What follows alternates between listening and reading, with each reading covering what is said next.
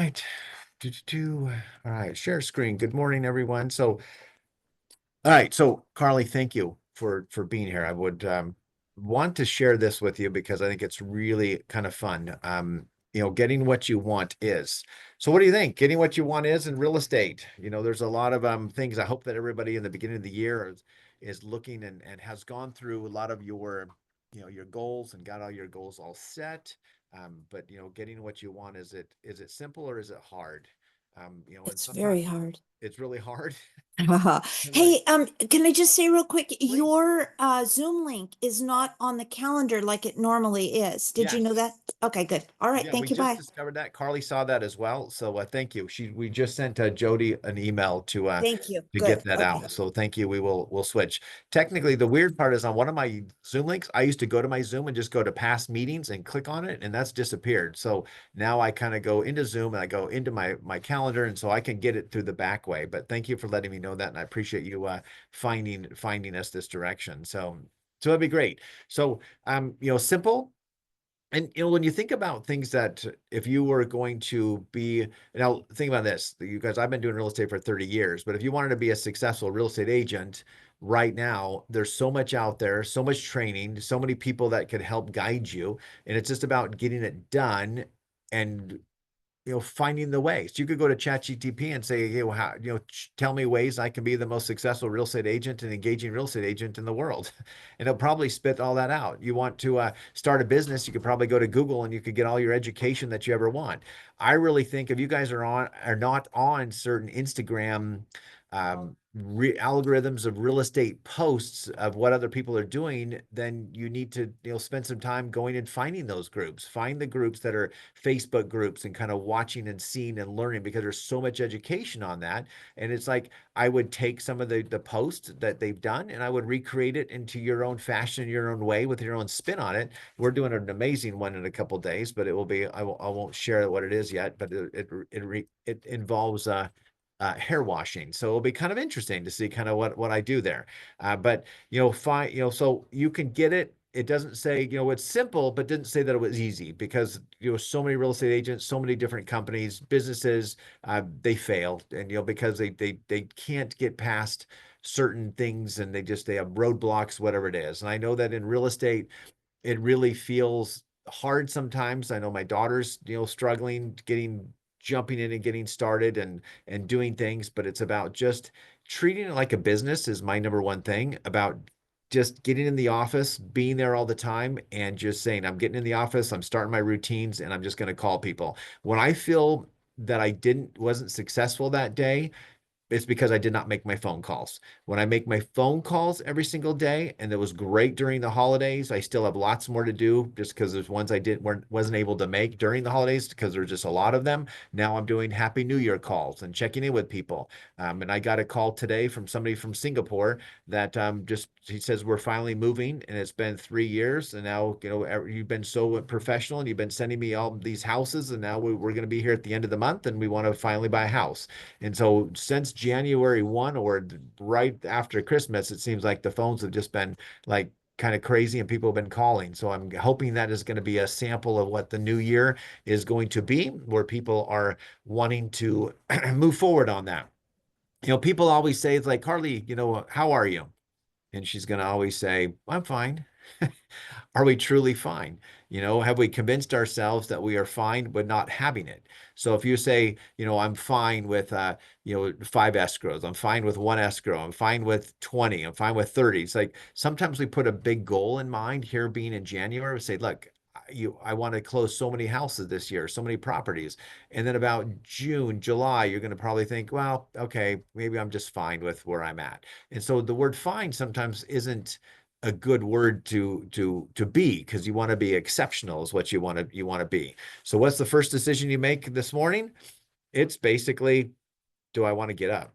When I had a client, it's been holiday mode of some fun of just sleeping a little bit more during the holidays and having these middle New Year's days and Christmas is in the middle of the week. And, the next day, do you really want to work the next day? And you feel like, oh, I really don't. And so with the alarm, but like this morning, I had somebody who says, hey, I want you to meet me at the house at 7:45. And so it's like, okay, well, that's, I'm out of here. It was 30 minutes away. So those are type of things where if you just get up, if you just hit that alarm and you want to snooze and snooze, then it takes forever to get out. But if you just jump up and say, I'm going after it today, then it's fine. If I just jump up and I get going, then I just feel like you're just moving. But it is that very first few seconds of wanting to hit that inner snooze alarm. And so that basically is what I want to share too, is that we just want to make sure that we don't snooze ourselves.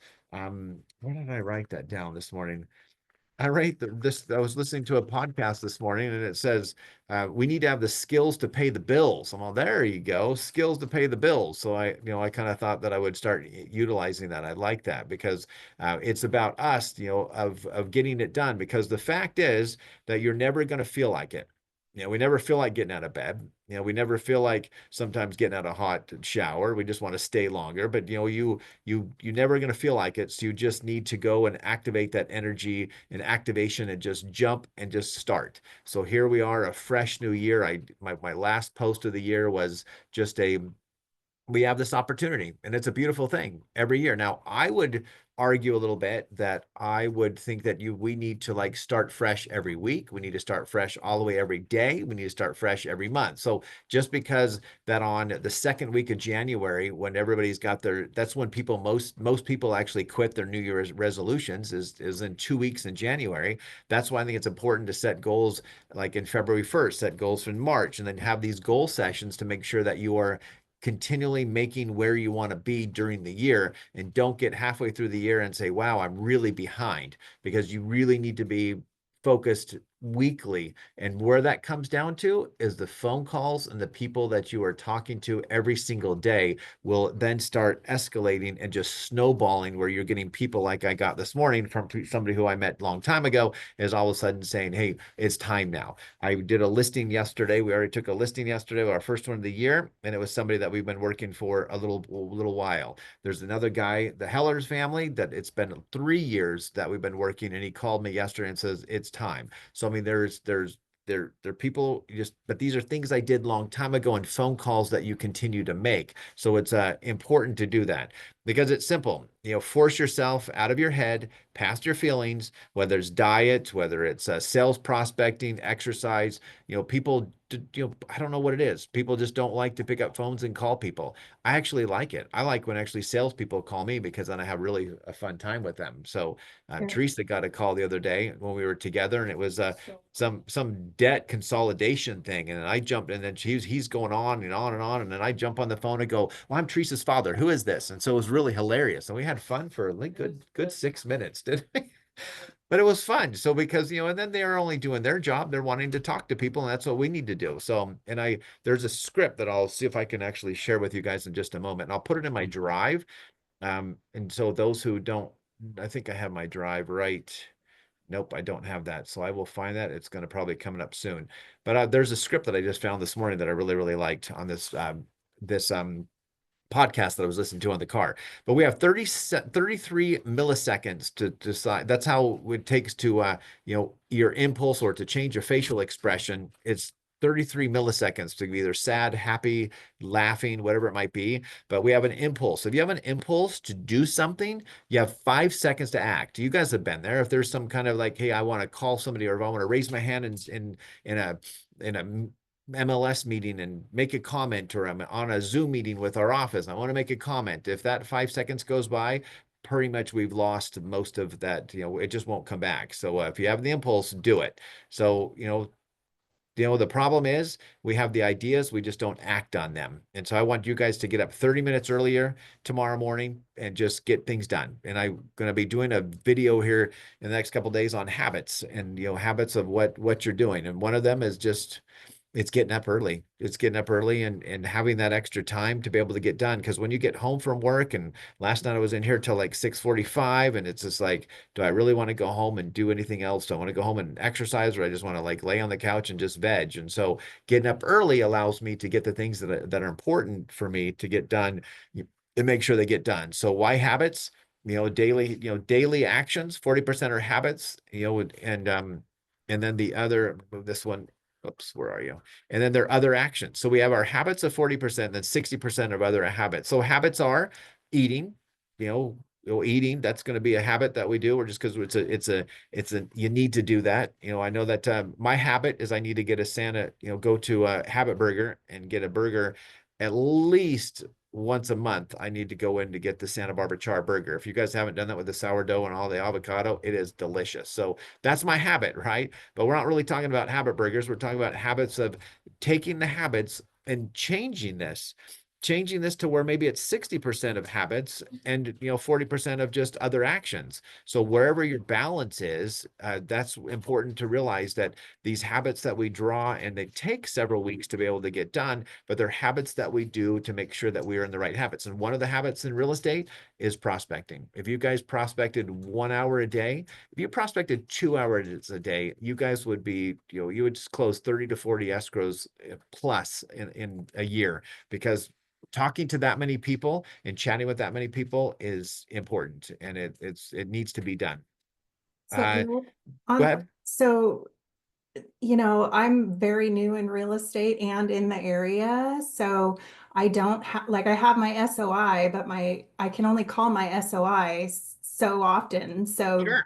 cold calling, is that, I mean, I have leads, so do I cold call those people? I would do cold calls. I would do expireds. I would sit it down here at Starbucks, and I would put a sign up saying I'm a realtor. Ask me questions, while you're doing checking emails or whatever you're at. Just other things that you can do to generate those conversations.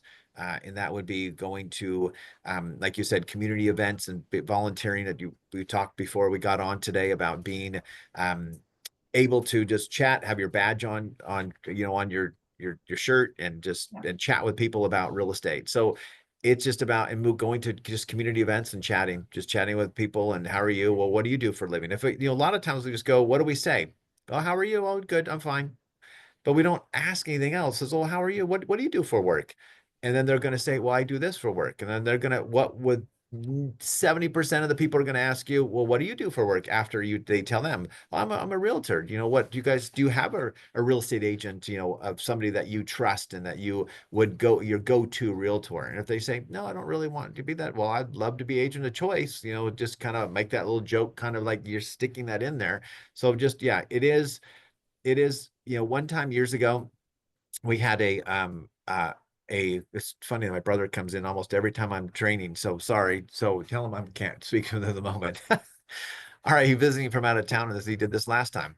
All right, so what we've got is that this agent said, "Hey, why are you like she got a postcard because she lives in the Lake of the Pines on the lakefront." And I sent a postcard to all of the lakefront people, and she said, "Eric, that's my database. You can't be sending that to my database. You mean every single lakefront is your database?" And so I grabbed this is before when we had telephone books, which I don't think I've seen a telephone book like for years, but I gave her the whole telephone book, and I said, I guess I just want to let you know I'm putting you on notice. This is my database, and handed her in a joking fashion, handed her the phone book and just said, here you go. This is my database. So it was kind of funny. Thank you.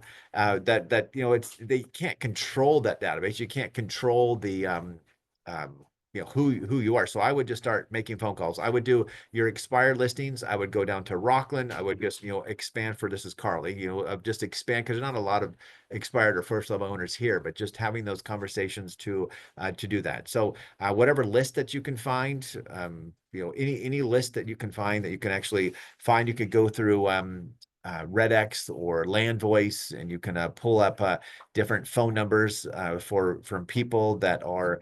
And I know, Carly, you're really good at this, of going to open houses and talking to people next door, 5 over, 5 left, 10 across the street. You're good at that. So that's kind of what you would be doing, is you could be doing door knocking. I know there's another agent that's super successful, that she just started door knocking neighborhoods in Auburn. And she was like, where's she getting all these listings? And I asked her, and she said, I'm just door knocking. I'm just going around and talking to people.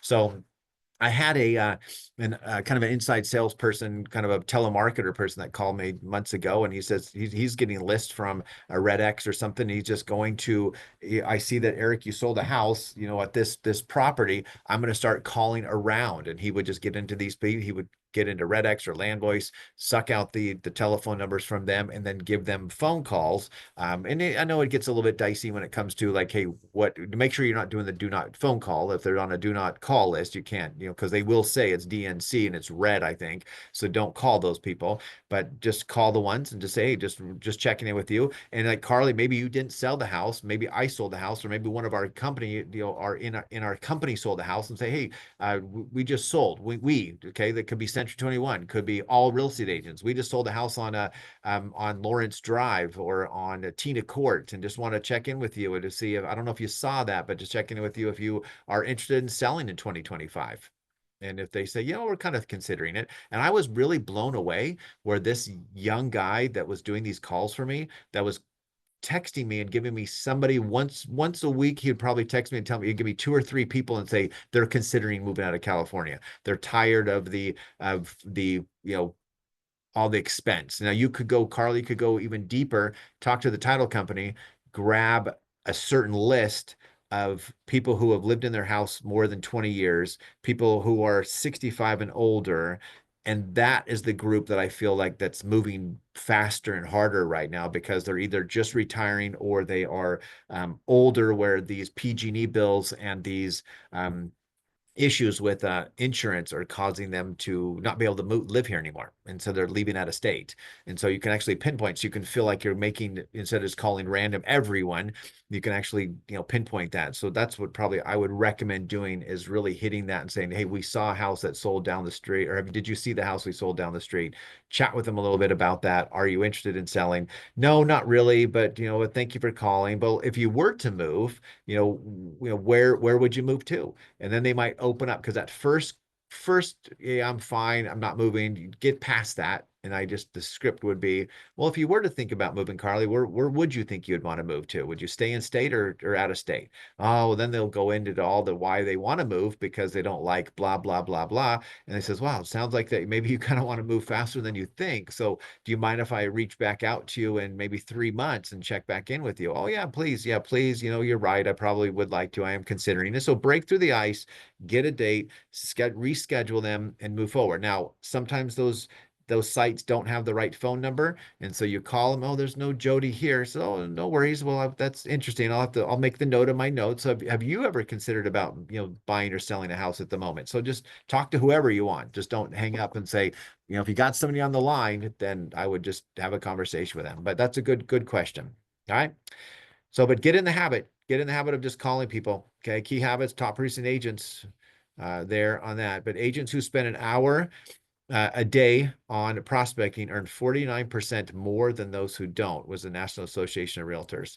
It's your morning routine. Start the day with focus, review goals, exercise, market reviews, daily prospecting, 1 hour lead generation, guys. Now, doing one straight hour, you could do it. You could go 1 hour and just don't deviate. For me, I need to break that in, because I can't concentrate that long. So I break that for, 15 to 20 minute segments. Okay, I'm prospecting. But I will tell you that on January 2nd, I think that's what it was. And during the holiday, I had my ISA call me or came into the office. One was in person, one was on the phone, and we just Zoomed it and we called and called and called. And it was an hour and 10 minutes later. She goes, well, I got to go. And he goes, wow, we've been doing this for an hour and 10 minutes. It's awesome. So, that's just what's important, is just getting in and getting to that groove and getting to the habit of doing that. Because too many agents, too many of us, the ones that fail, just don't do that prospecting and getting that in. And I like to track that. So if somebody picks up the phone, they pick up the phone, that's a good lead. So then what I want you to do is in your notes and say, she picked up the phone on this date,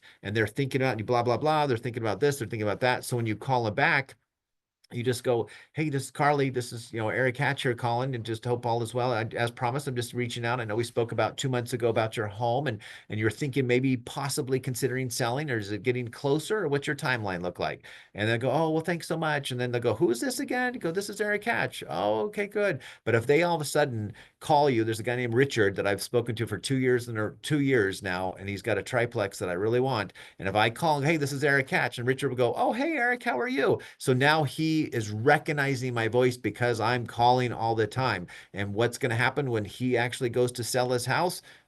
I'm probably 99, 95% shoe in that he's going to come my way because I built that relationship. And I shared this with you a couple weeks and months ago as well. If we're not talking to the people today, your sign will not be in their yard in April and May when spring comes. And so chatting with them, I've got a list right here, guys, that I just put together of all the people that are going to be putting their houses on in spring. And those are the people that I'm calling, I'm chatting with. So if you get a hold of somebody who says, yeah, I'm kind of thinking about it, let me talk to my husband about it. You call them, and 2 days later, did you get a chance to talk to your husband? Boom. You just got to just stay on it and kind of slightly aggressive, not pushy, but just aggressive than just showing. That's why I always like to say, as promised, Carly, I'm giving you a call, because from our discussion that it wasn't, I'm just isn't a cold call. This is a warm call because you asked me to call you back in 2 months. All right, there's habits. Getting that habit, a calendar notification, triggers prospecting with satisfaction with reward. What we can, cue routine reward. So just important just to have that reward, because you need to, and then, you know, do something fun for you. Do something nice and celebrate your successes. Habits take an average of 66 days. That's a long time. Don't you? It's fun when you're actually in a habit of doing some exercise, and all of a sudden you go, huh, I haven't exercised for 2 weeks. Now it's like it takes a longer to get back into that habit of doing that. So whether it's reading a book, whether it's reading, whatever you're doing, that habit is really critical to do. So hopefully we could speed that up on the 66 days, because to me it seems like it's gotten longer and longer to build those habits. The daily success is basically having your calendar, put in your calendar and have it all in. So there's my prospecting right there, 10 to 11. I have it in my calendar. I got training. We go straight to prospecting. Occasionally, if a seller goes or a buyer goes, hey, can you show me a house? Like this morning, I got, somebody wants to go look at a home. I just moved. I'll just drag my prospecting down 1 hour, but make sure it's on there and don't skip it, because I do feel horrible if I don't make my calls. I don't feel like my day was successful. Even if I listed a house yesterday, showed houses, yesterday, and took a listing yesterday, I still didn't feel, I mean, I was calling and making calls at 6 and 6:30 last night going, I cannot leave until I finish making my calls and talking to people. All right, Tom says, yes, agents with structured schedule are more productive, which is totally true. Overcoming common challenges, distractions, use time blocking, minimize notifications, your procrastination. Oh, I'll just do it tomorrow. I'll do, I literally this morning on my exercise, oh, maybe I'll just do half of it. Nope, you're not. So just force yourself to get it done, because sometimes you do burn out, it's scheduled downtime to recharge, because when you're just go, go, go, go, and then it gets really crazy in spring. For me, we could be up to, I'll say this quietly so she doesn't freak out, because it gives her anxiety, but we could have up to 15 and 18 transactions going on at one time. And it is anxiety, and it's crazy. And so, but it's fun, but it needs to make sure you do have some, you don't burn out. She just, I have a weird definition of fun. It is fun. All right. Let's see. Oh, so where did I go? Tools and for habit tracking. You could get different tools and streaks. I like that. I've got a book streak that I've got going, that I have to go listen to a book, and it gives me streaks, and it can be in Google calendars. And, so get some streak to say how many I did, what did I do this week to prospect. And inside my drive, there is a piece of paper that says the perfect week. And in that perfect week, it's got Monday, and it's got a bunch of check marks where it says how many people I spoke to, how many things I did. Now, Carly, you could totally tweak this, and you could go online though and start getting online and chatting with people in line and looking for people who would say, I'm looking for a roofer. Then you quickly go look at your roofing people and go, yeah, I've used this person, or this is the person that I use, or this is a great roofing right here. I saw that he had 5 stars. Here's his link. So people will start seeing you conversing online. I literally got a listing maybe 2 years ago from Nextdoor where they said, I see that you're always commenting on Nextdoor. And so I thought I would reach out to you. So those are things that you can open, not just talking to people, but you can have these conversations with people in your social media and commenting that way as well. Tools, keep a journal. Yeah, that's we just talked about that a little bit. Your CRM, make sure that you're basically just tracking everything in there. That's, I've got everything on tons of lists. I got my listing appointments. I think we did over 100 and something listing appointments last year. And so now we go back through. This will be, instead of they're buried in my 12,000 people in my CRM. But then if I go and pull this list, I can say, okay, we're going down these 5 people. Where are they at? It's coming, and the notes might say they're selling in spring. So I go back and look at that. And it gets disappointing sometimes, because there's literally last week we jumped into prospecting. Before I call them, I look in the MLS to make sure they didn't list their house, because that would be a violation if I just called. And it's depressing that I go, oh, they just put their house in the market. Oh, they put their house in the market. And then I get mad because I go, you know what? I didn't call them enough times. And so you get a lead, sometimes they might never even call you back. Then the other lead that you call like 6 or 7, 10 times, and all of a sudden they put their house in the market, but never even bothered to even return a phone call. So you just never know. But the more we have going, the more opportunity that we have for getting the business is what we need to do. All right, that one, aligning habits, calls per day. How many calls are you going to do? There's a breakdown. If you guys haven't seen it in my drive, but Jared James has a full-on breakdown of a goal setting where you could say, I want to make this much money. And then it will break down how many sales do I want, how many buyers and sellers and listings and buyers, and it breaks it down how many conversations you need to have, all the way down to your daily habits and daily calls. So if you say I want to make sell 150 transactions this year, it's going to probably be like, it might be 100 to 200 phone calls that you got to make on conversations. So you got to balance that. You can't just throw out a number and say, I want 20 sales, I want 15, I want 5, I just want my first one. But then you got to put that in, and it aligns it, and then it will give you how many appointments you need to take, how many transactions per quarter. So we tracked it every year. I track it we have goal settings. We look, where are we at? Okay, we're ahead of last year. Oh, we're behind. Last year, I think we closed, when did we close? 8 or 9 transactions in January. And I know that we're going to be 10 in January last year. So I know I can already tell you that we're behind. I think we only have, calm down. I'm not commenting.